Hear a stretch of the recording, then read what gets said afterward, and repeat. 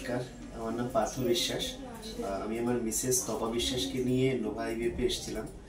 Nova আইভিএফের ব্যাপারে আমারই পরিচিত এক ডাক্তারবাবু আমাকে সাজেস্ট করেছিলেন। তো এখানে আসার পরে প্রথমেই এক্সপেকটেশন ছিল যে কেমন কি হবে না হবে, মনের মধ্যে একটা ভয় ছিল।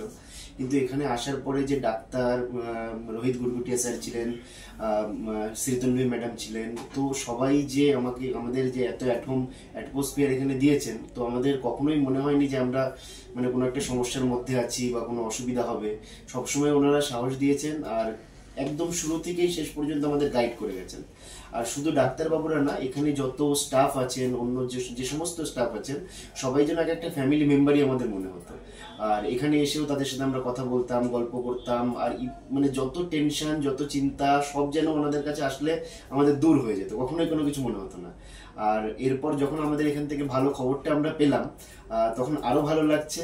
আর আশা করছি আর কিছুদিনের মধ্যে আরো ভালো খবর আমাদের কাছে চলে আসবে।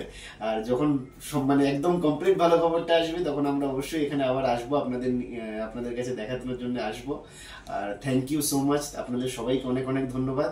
আর আমিও রিকমেন্ড করবো অন্য যারাই আছেন, যারা কোনো রকম প্রেগনেন্সি বা এই জাতীয় কোনো সমস্যা নিয়ে ভুগছেন, তারা অবশ্যই এখানে আসতে পারেন।